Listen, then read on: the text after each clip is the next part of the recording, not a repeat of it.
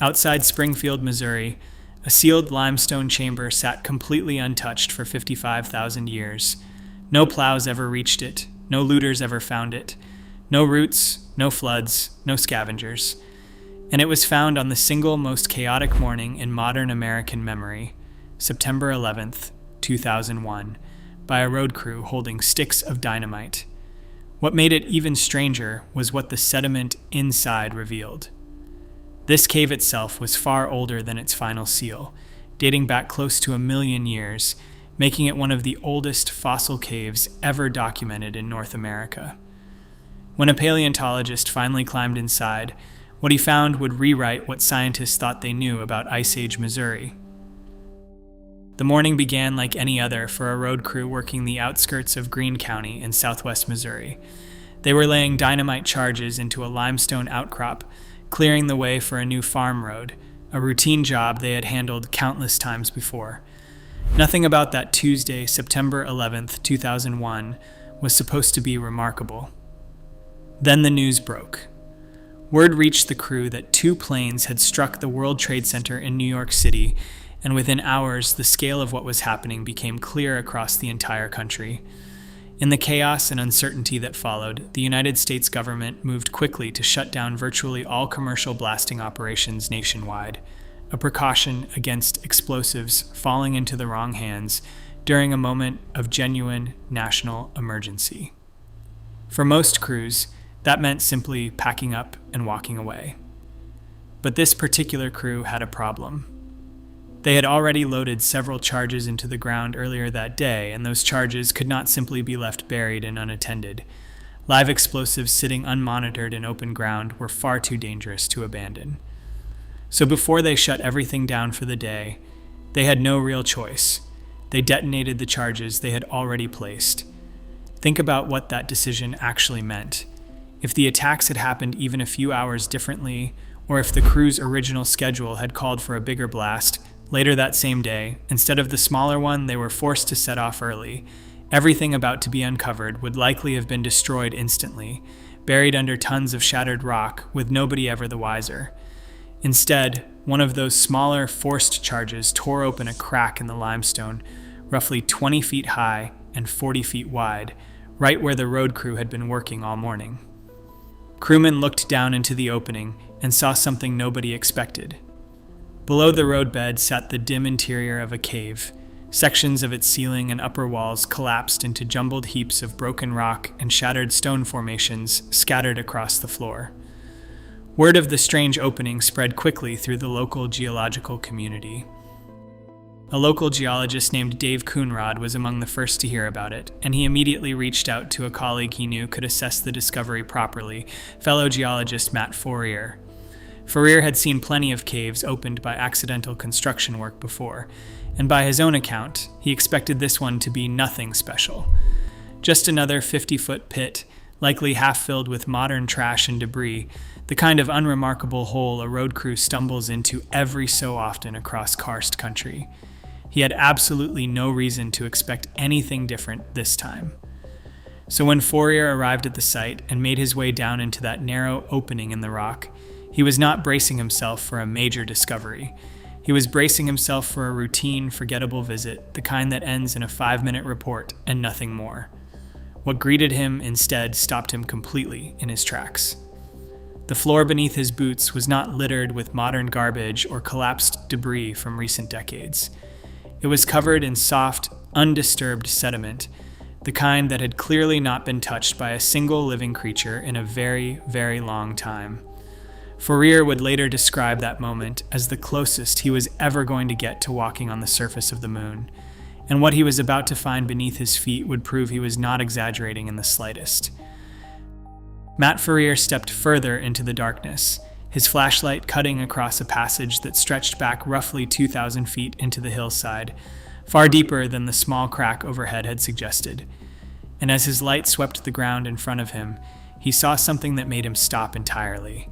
A single footprint, pressed clearly into the soft mud beneath his boots. His own. He looked around and realized there were no others. No animal tracks disturbing the surface. No signs that anything, human or otherwise, had crossed this ground in longer than he could easily comprehend. He later compared the feeling directly to walking on the surface of the moon, looking down at his own boot print and knowing with certainty that it was the very first one ever made there. For a scientist who had spent his career studying the earth beneath other people's feet, that was as close as he was ever going to get to being first. Think about what that actually means.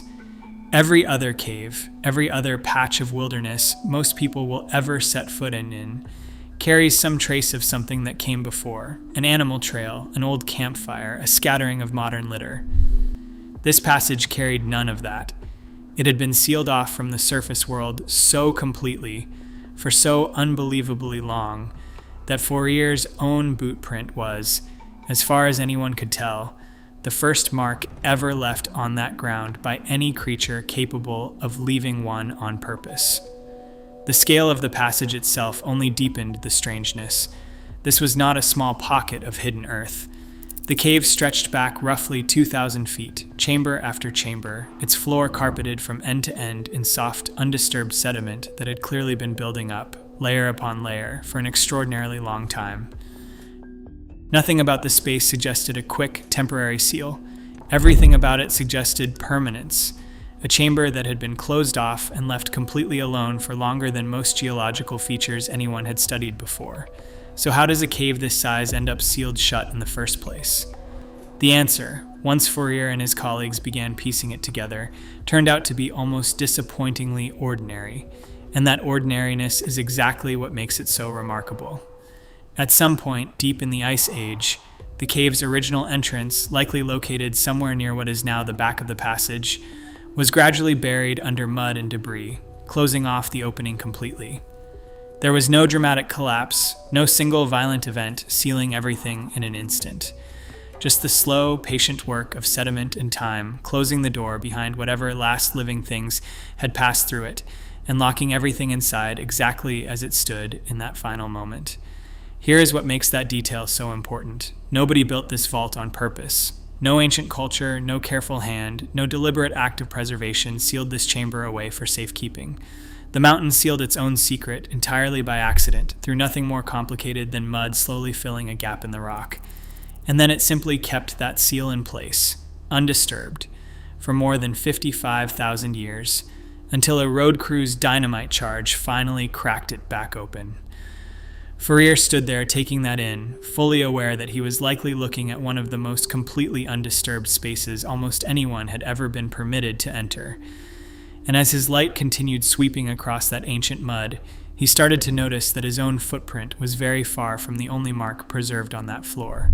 Something much larger and far more dramatic had left its signature on these walls long before he ever arrived.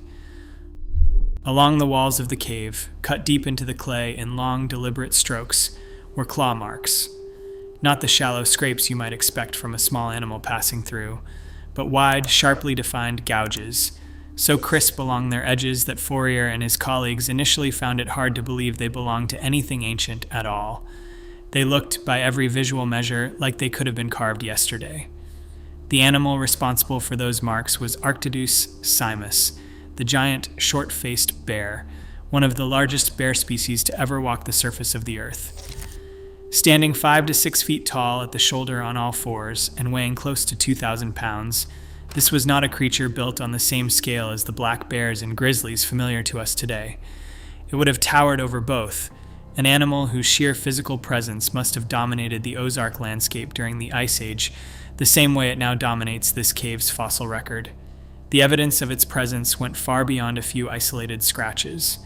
Scattered throughout the passage, researchers identified more than 24 distinct depressions clawed directly out of the clay floor, shaped unmistakably like sleeping beds.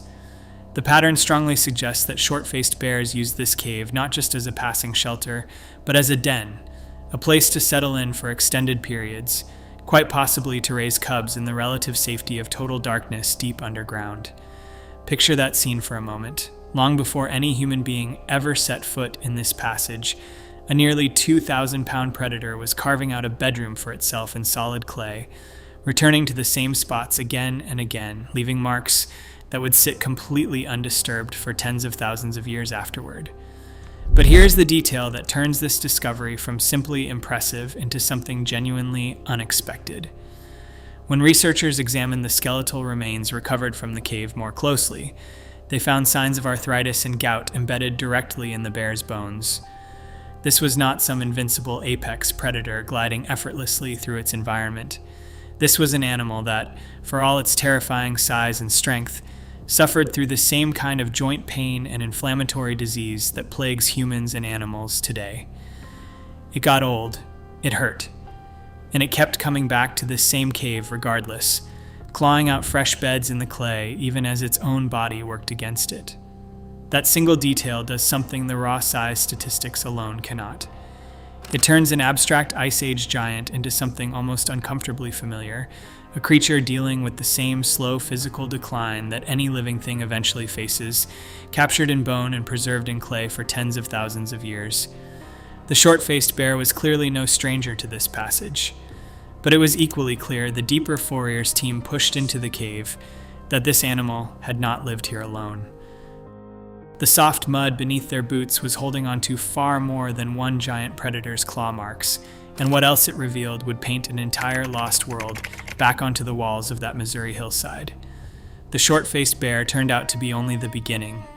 As Forir's team pushed deeper into the passage and began carefully documenting what the sediment had preserved, the cave started revealing an entire ecosystem, one species at a time, each discovery adding another layer to a picture of Ice Age Missouri that nobody had been able to see this clearly before. Buried within the layered mud, the team recovered mammoth bones, among the oldest mammoth remains ever documented anywhere in North America. These were not scattered fragments washed in from somewhere else. They were remains that had settled directly into the cave's own sediment, sealed in place by the same slow process that had locked in everything else, evidence that these massive Ice Age giants had wandered this exact landscape long before the cave ever closed its doors. Then came something even stranger, and in its own quiet way, even more valuable to science. Scattered across sections of the cave floor were trackways left by an extinct animal called the flat-headed peccary, a pig-like relative of the wild boar that roamed Ice Age North America in herds. What made these tracks extraordinary was not the animal itself, but the fact that they survived at all.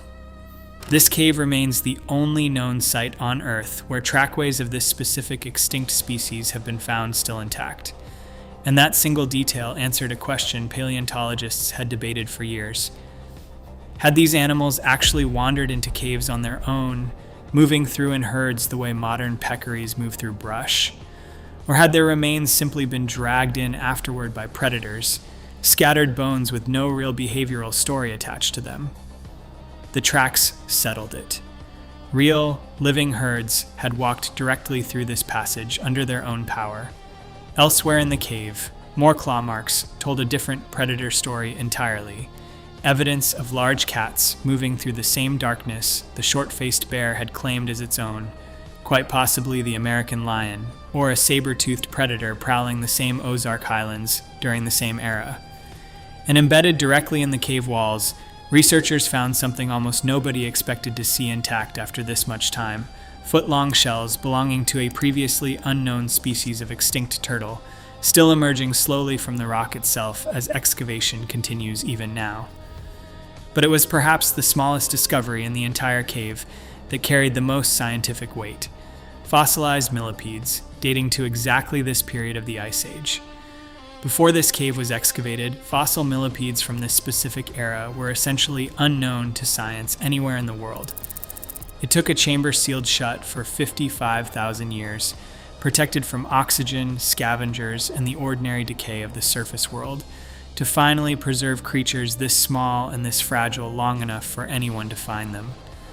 Bears the size of small cars, herds of extinct pig-like mammals, ancient turtles the length of a human forearm, millipedes too delicate to survive almost anywhere else on the planet for this length of time.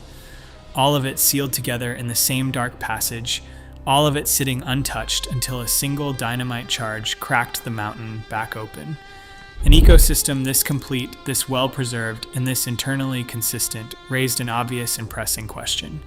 Exactly how old was all of it? And could scientists actually prove that number held up under real scrutiny, rather than simply taking the cave's undisturbed appearance on faith.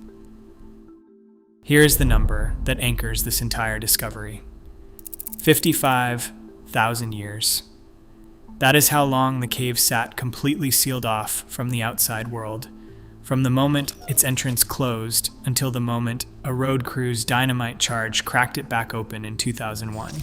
But that number, as important as it is, only tells half of the story, because it turns out this cave is carrying two separate clocks, not one, and understanding the difference between them is the key to everything researchers have learned here. The first clock belongs to the cave itself, the limestone passage carved slowly out of solid rock by water working through the ground over an almost unimaginable stretch of time.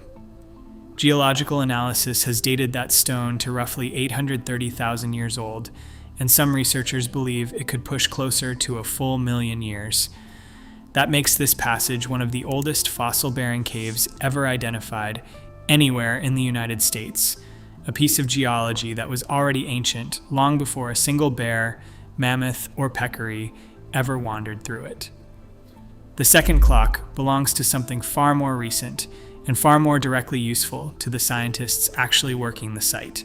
That 55,000-year figure refers specifically to the uppermost layer of sediment, the final thin skin of mud sitting closest to the surface, the layer holding the bear claws, the peccary tracks, the millipedes, and everything else researchers have been able to study closely so far. This is the layer that marks the last living things that walked through this passage before its entrance finally collapsed and sealed the chamber shut for good. Think of it this way. The cave itself is the ancient stone container carved out nearly 1 million years ago. What researchers have actually been excavating is the much younger layer of life sealed inside that container during its final chapter, right before the door closed. Two different clocks, measuring two entirely different things, both essential to understanding what this site actually represents. And here is what makes the science behind that 55,000-year figure so trustworthy in the first place. The seal itself did the verification work before any scientist ever arrived. Because the entrance collapsed completely, nothing younger could work its way down into that layer of sediment afterward, and nothing older could have been disturbed or displaced once the mud settled into place. No modern animal could burrow through solid collapsed rock. No later flood could carry newer material down into an already sealed chamber. Whatever sits in that layer belongs to that exact moment in time, locked in place by simple, undeniable geology rather than any deliberate human effort at preservation. That is precisely why researchers can speak about this cave with real confidence rather than educated guesswork. The claw marks, the tracks, the shells, and the millipedes were not selectively curated or carefully arranged by anyone. They were simply trapped, all at once, the instant the entrance closed for the final time. With that timeline firmly established, on two separate but complementary scales, the far harder question facing Forir and his colleagues was never really about the dates at all. It was about what to actually do next with a discovery this old, this fragile, and this completely unlike anything else they had ever been trusted to protect. Most scientific discoveries reward speed. You publish quickly, you excavate thoroughly, you race to be the one who finds the next piece before someone else does. Matt Forir chose to do almost the exact opposite, and that decision may end up being just as important to this cave's story as anything actually pulled out of the mud. Rather than moving quickly through the passage, his team has deliberately worked at a pace that would frustrate almost anyone unfamiliar with the site. Sediment is removed bucket by bucket, sifted carefully by hand, every fragment checked and logged before it ever leaves the cave. And after more than 2 decades of work, vast sections of that 2,000-foot passage remain completely untouched, left exactly as they were found the day the entrance first cracked open. Forir has explained his reasoning directly, and it comes down to a simple, deliberate kind of restraint. Certain areas of the cave floor are so densely covered in trackways, or so fragile in their current state, that he has made the personal decision never to return to them at all. Not because there is nothing left to learn there, but because the risk of damaging evidence that future scientists working with better tools and deeper understanding, might read far more completely someday, simply outweighs whatever he could learn by pushing forward himself right now. Think about what that actually means for a working scientist. This is someone who has personally walked through wonders almost nobody else on Earth will ever get to see. Undisturbed Ice Age trackways, claw marks from an animal 3 times the size of a modern bear, fossils belonging to species discovered nowhere else on the planet. And his response to standing in the middle of all of that has been, quite deliberately, to leave most of it exactly where it lies, buried and waiting. That approach only makes sense once you understand how Forir himself frames the scope of this project. He has said plainly that River Bluff was never meant to be excavated within a single career, let alone a single lifetime. His own words describe the effort as something that could occupy researchers for hundreds of years, one careful layer at a time, each generation of scientists building directly on the groundwork laid by the one before it. He excavates a small section, documents it fully, and stops, fully expecting that someone decades from now, equipped with instruments that do not exist yet, will pick up exactly where he left off. That mindset runs directly against the instinct most people would have standing at the edge of a discovery this significant. The obvious temptation is to see everything as quickly as possible, to claim the moment for yourself before anyone else gets the chance. Forir has built his entire approach to this cave around resisting that exact temptation, treating patience itself as a form of scientific responsibility rather than a personal sacrifice. And that same deliberate caution, the instinct to protect first and study second, extends well beyond how carefully his team moves through the sediment. It shapes something even more fundamental about this discovery, which is exactly who is allowed anywhere near the cave at all, and under what conditions they are permitted to enter it in the first place. River Bluff Cave is not a story of scientists solving a mystery in one triumphant reveal. It is a story of restraint, an entire research team choosing patience over completeness, protecting a 55,000-year seal instead of racing to break it open. The chain of accidents that led here is almost impossible to script. A single morning of national tragedy, a handful of charges too dangerous to leave live in the ground, and a limestone crack that could just as easily have vaporized everything inside it. Instead, an Ice Age world survived intact, giant bears and all, waiting under Missouri farmland the entire time. Most of it is still down there, sealed in the dark, exactly where it has been left on purpose.